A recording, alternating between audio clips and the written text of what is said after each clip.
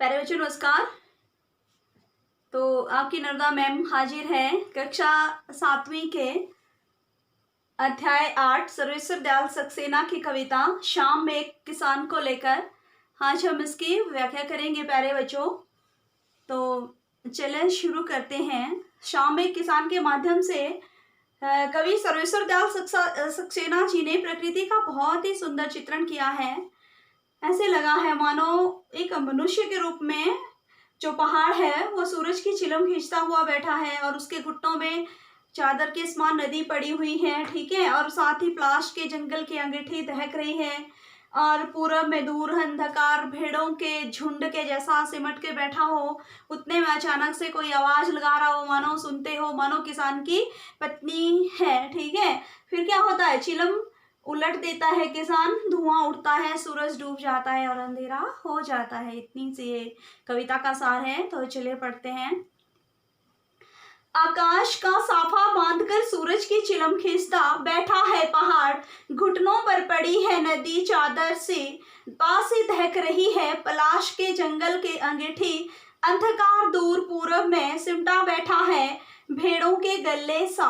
तो प्यारे बच्चों, प्रस्तुत पंक्तियां हमारी हिंदी की पाठ्य पुस्तक बसंत भाग 2 सर्वेश्वर दयाल सक्सेना द्वारा रचित कविता शाम एक किसान से ली गई है, जिसमें कवि सर्वेश्वर दयाल जी ने शाम के ढलने का अत्यंत सुंदर ढंग से जो इसका चित्रण है वो प्रस्तुत किया है। तो चलिए इसका सरलार्थ देखते हैं प्यारे बच्चों।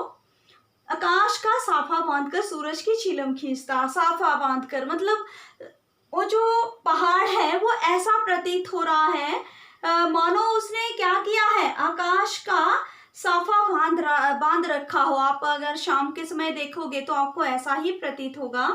और सूरज की चिलम खींच रहा है क्योंकि उस वक्त सूरज पहाड़ी पे डूबने ही वाला होता है, ठीक है। और बैठा है पहाड़, मानो सूरज की चिलम खींच रहा है। पता है आपको चिलम खींचना, तंबाकू जो पीते थे हमारे पुराने लोग, ठीक है। घुटनों पर पड़ी है नदी चादर से और उसके पास ही नदी बह रही है, मानो ऐसा लग रहा है कि उसके घुटनों पर चादर पड़ी हो, चादर ओढ़ ली हो किसान ने, ठीक है। पास ही दहक रही है पलाश के जंगल की अंगीठी और उसके पास ही पलाश होता है बेटा, एक लाल लाल रंग के फूल होते हैं जो आजकल के समय में खिलते हैं अधिकतर, मेरे ख्याल से वो है, साइंस में उसको हम ब्यूटिया मोनोस्पर्मा कहते हैं। ये बहुत ही काम की चीज़ है।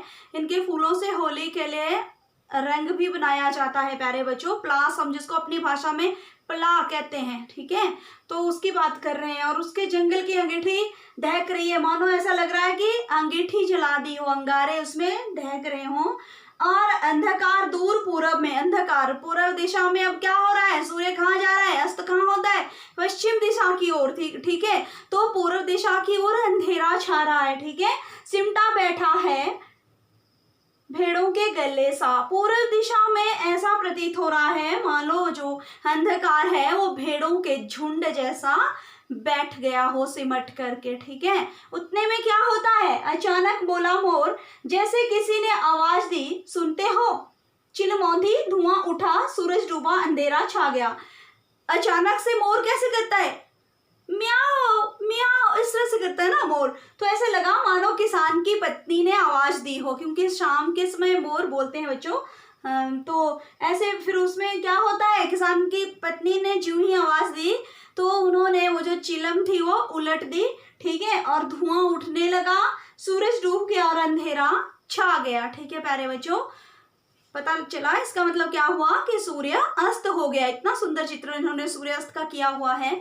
तो आपने इसकी प्रसंग सहित व्याख्या करनी है और साथ ही साथ आज एक बात नोटिस करनी है कि हमारी जो शाम है वो कब से कब तक होनी शुरू हुई और कितना समय शाम होने में लगा। आपने कॉपी और पेन लेके बैठना है और क्या क्या दृश्य उसमें आपको नजर आए, क्या क्या आपको दिखाई दिया, क्या क्या परिवर्तन आपको नजर आए, ठीक है प्यारे बच्चों। कल हम इसके प्रश्नाभ्यास करेंगे। धन्यवाद।